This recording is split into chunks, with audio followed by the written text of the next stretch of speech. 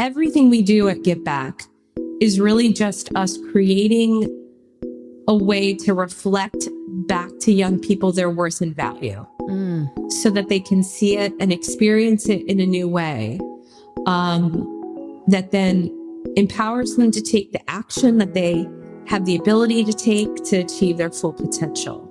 I mean, they all have an innate, unlimited potential. And we just try to create opportunities to start to unlock that.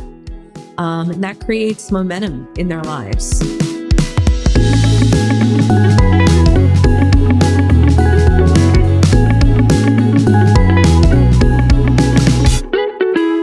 Hey there, and welcome to Impact After Hours, where changemakers sign off from work and log into life. I'm Camille Lorente, CEO and co-founder of Hueman Group Media and your host. Today, I'm excited to find out what Melissa Helmbrecht, CEO of Give Something Back, is really like off-duty. Give Something Back is a national nonprofit that helps students thrive in school, build meaningful careers, and succeed in life. After her own personal setbacks in education, Melissa was placed on a better path by a complete stranger.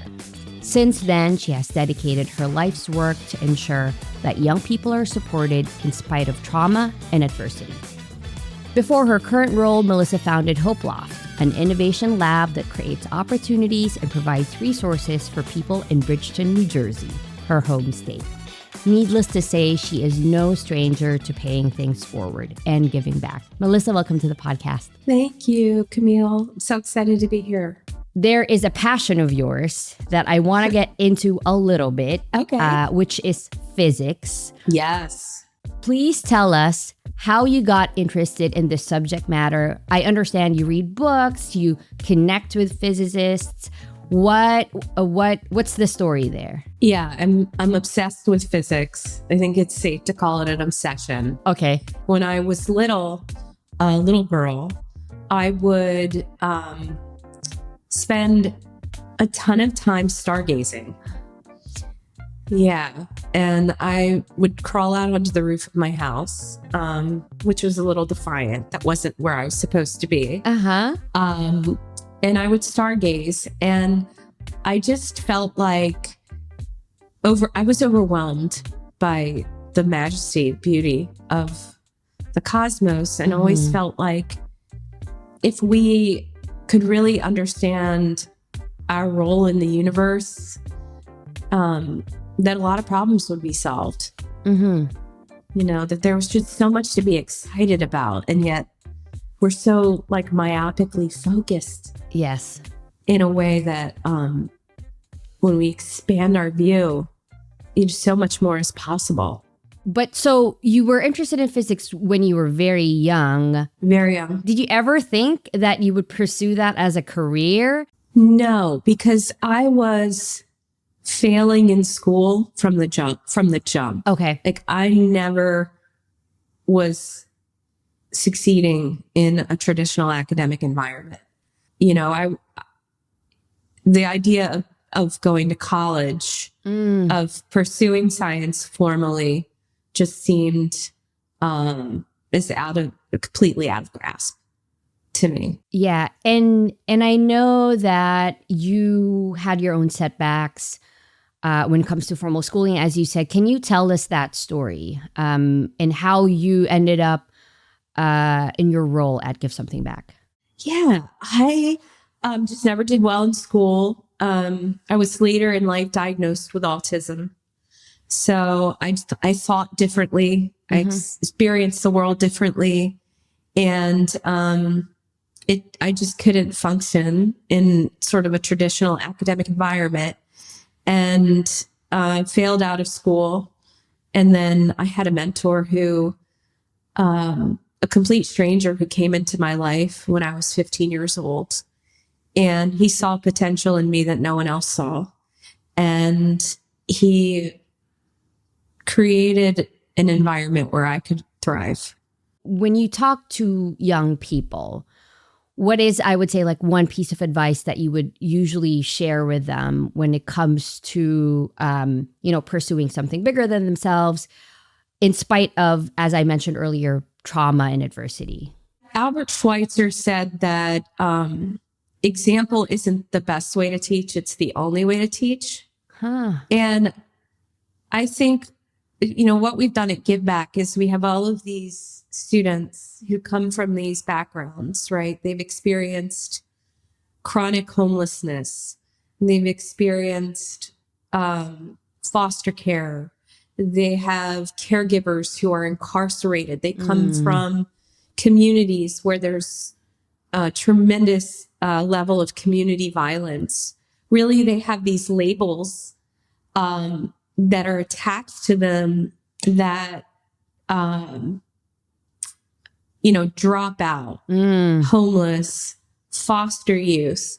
And I Give Back, you walk through the door at Give Back, and the first thing you do is you trade in that label for a new label. Leader, scholar, entrepreneur. We just create everything we do at Give Back is really just us creating a way to reflect back to young people their worth and value so that they can see it and experience it in a new way. That then empowers them to take the action that they have the ability to take to achieve their full potential. I mean, they all have an innate, unlimited potential. And we just try to create opportunities to start to unlock that. And that creates momentum in their lives. And I know that the founder of Give Back has his own personal story. Can you tell us a little bit about that? Because I think that's so important for young people to hear, or anyone who wants to get involved in Give Back, because it was that sort of chapter in your founder's life, the founder of Give Back, that actually propelled him, right, to create the organization. Yeah. So our founder, Bob Carr, is one of the most extraordinary people I've ever met, and an uncommon kind of leader in this moment, where he, had a very difficult upbringing, faced a lot of the similar challenges that our students faced, and was the first in his family to go to college. He received a $250 scholarship from the Lockport Women's Club in Lockport, Illinois, where he's from. And he was touched by that. Like, he was moved by the fact that complete strangers would invest in him. And in the moment, he made kind of an internal commitment that if he became successful in life, that he wanted to create that same kind of experience for other young people. And so,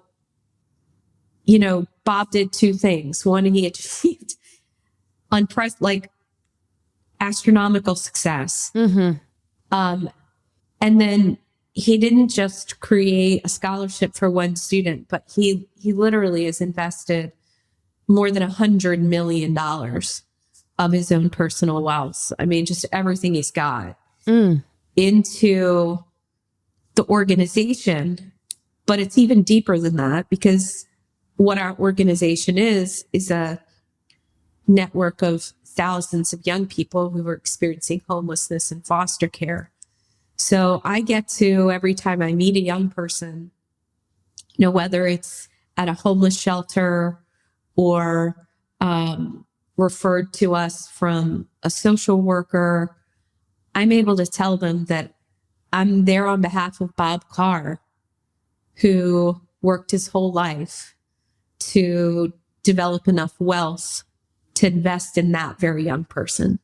And I know you mentioned example earlier.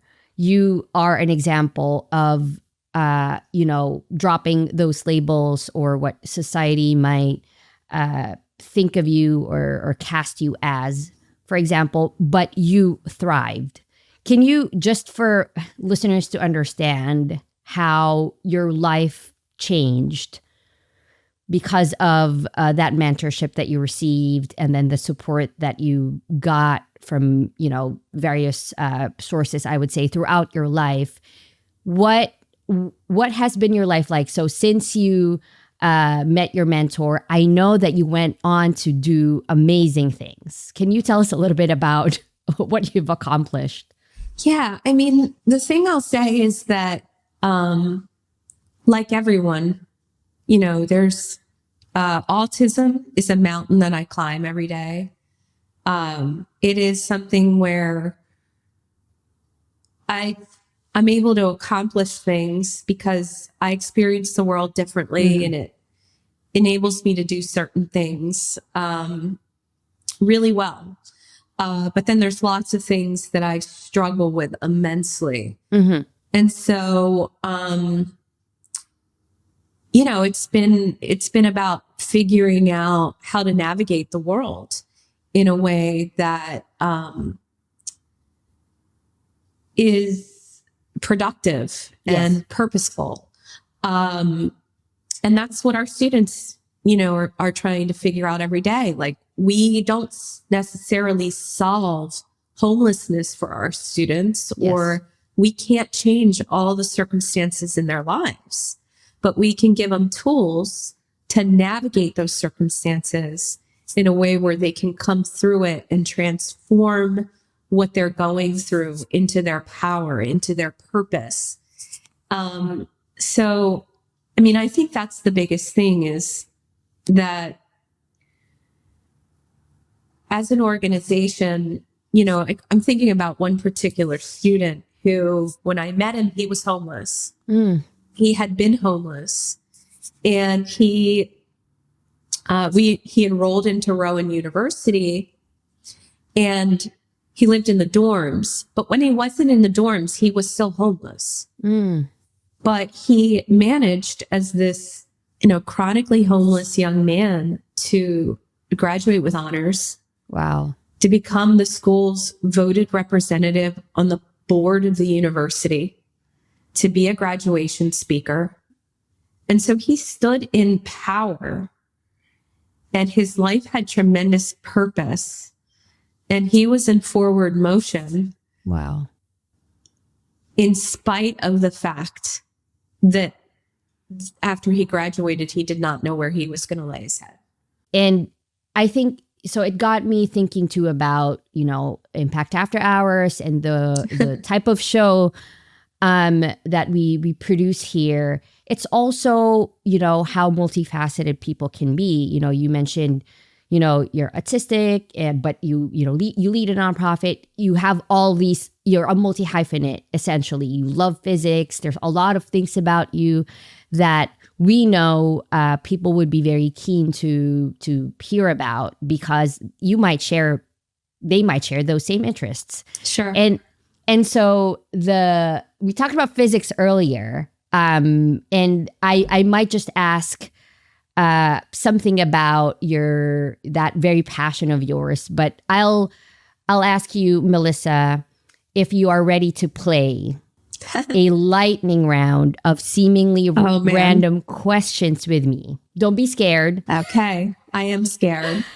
If we were doing this in person, I don't know if, I think I remember Drew Barrymore, she does this on her show where she holds the guest's hand as they go through the interview. Yeah. Think about me doing that to you, Melissa. Okay. So are you ready to play? I'm ready. I mean, as ready as I'll ever be. Okay. Well, let's start with physics. Okay. What is one fun physics fact that you can share with us? Ooh. So I think that people on the street, right, think that we understand the nature of time. That time is real. And in physics, there's a tremendous debate over the nature of time. And so really our idea of time, that it's linear, isn't actually accurate. Oh my gosh. Like we are the past, present, and future coexist. Oh my gosh. Okay. This is a lightning round, so I will try to maybe reserve follow-up questions. Okay. Once we're off this recording, and I think some of our other producers who are listening in will probably ask you more about that.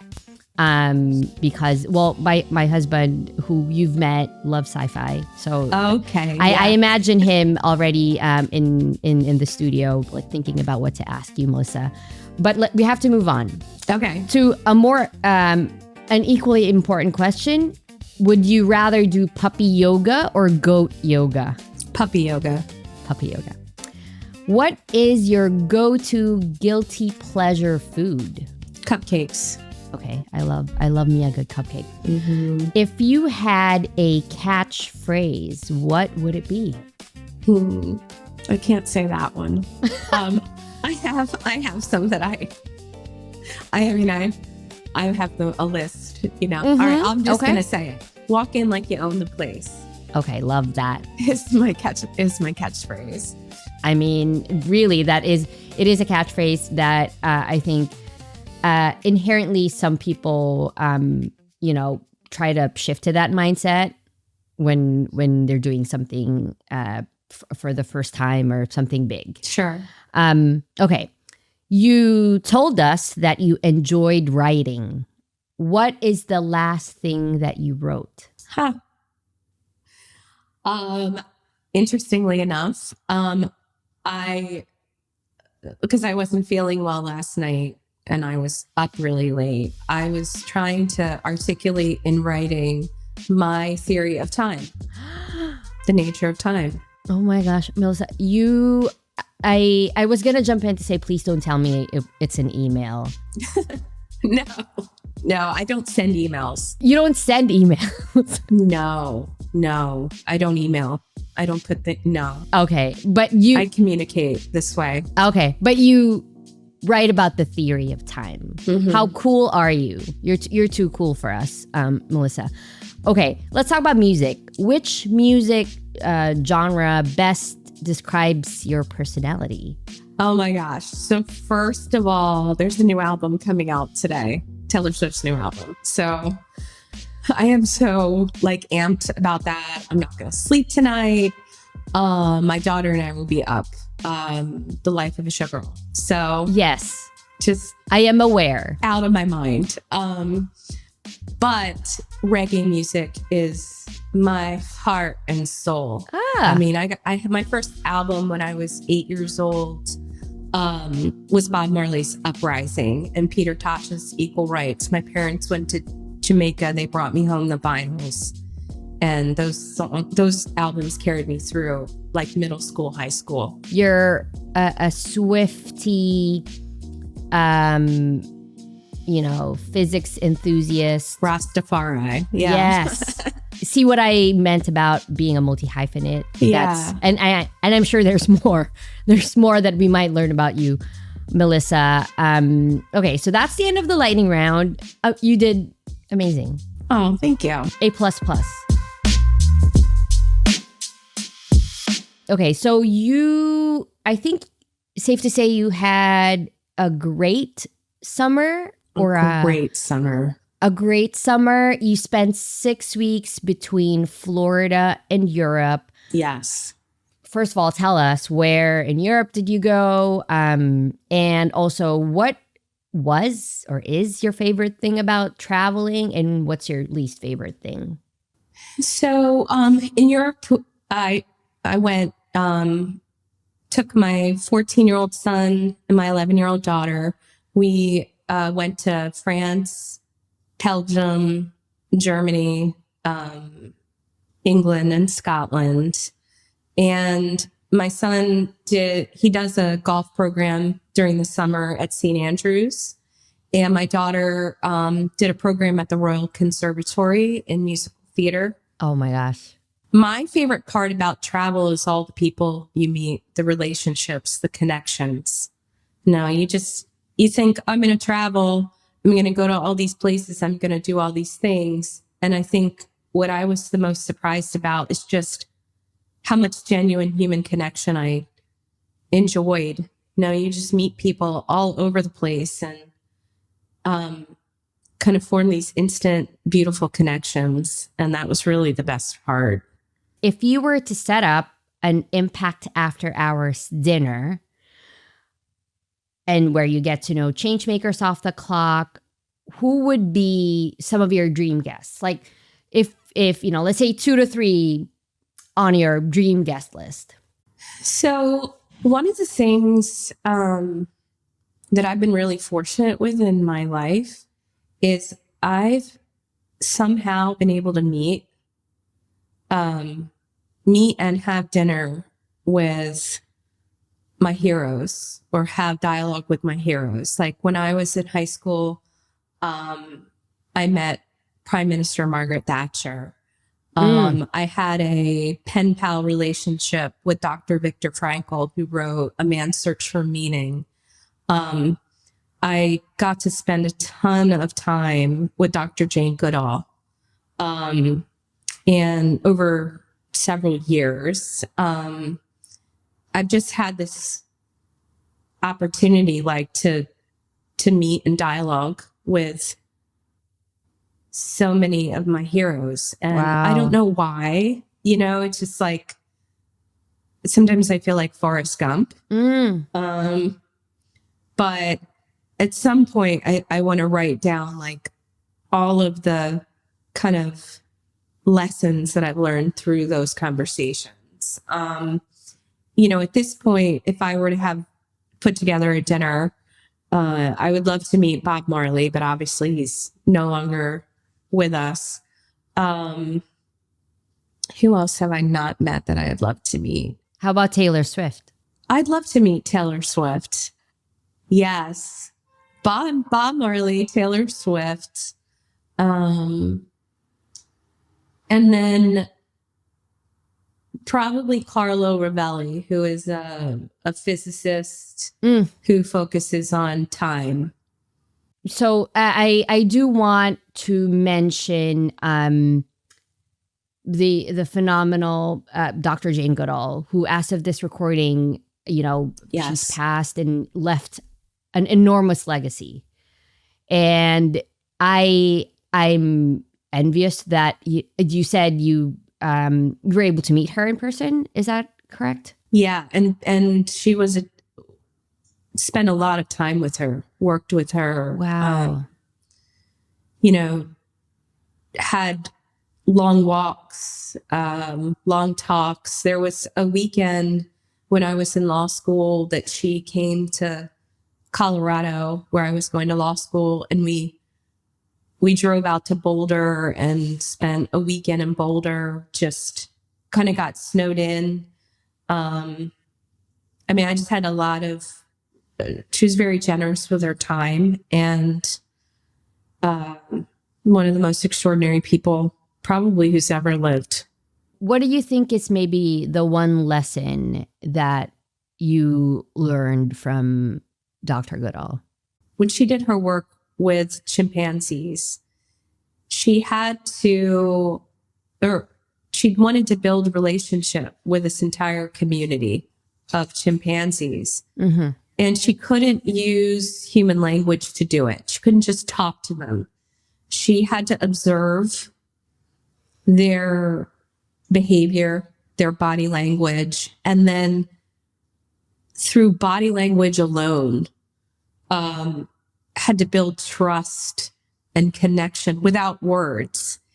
And I don't talk a lot. I prefer not to talk and find it very difficult to talk. And with her, I didn't have to talk. Yeah. We could I remember in Boulder, we just sat for what seemed like hours drinking tea, and we were communicating, but we weren't using words. And so I feel like she really validated for me that you could be present, connected, in community, express love, that you could do all the things without opening your mouth and yapping away, right? That was about that presence. Presence is so much more powerful than language. And that for me was life-changing because I needed that validation. I love that. And thank you for sharing that with us. Before we let you go, Melissa, We talked about your love of reggae and Taylor Swift and physics, but tell us, maybe just one more after hours media that is your go-to. Like, what have you been watching or reading or listening to lately? I'm in my musical theater era. Okay. So, trying to connect with my daughter by learning all the musicals. There's, going deep on that. So Hamilton, we're deep into Hamilton. Well, we have come to the end, Melissa. And before we let you go, is there anything that you want to share with our listeners about Give Back or any of the other projects that you're working on?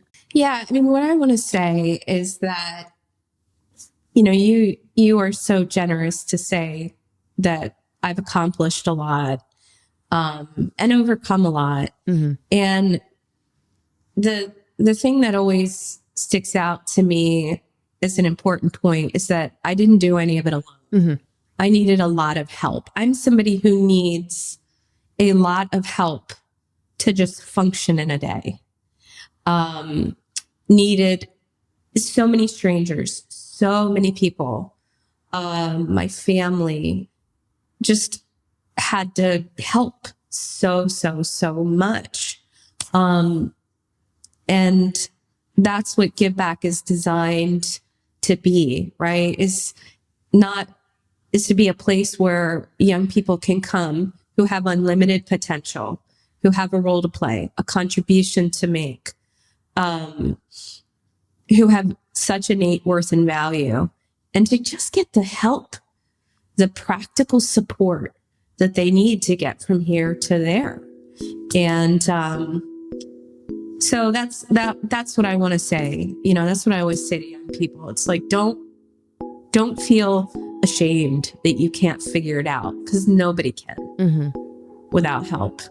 Melissa, thank you so much for being on our podcast under all of these circumstances, which includes you coming out of a week of being sick. So we really, really appreciate you. Thank you so much. Oh, thanks for having me. I've enjoyed it.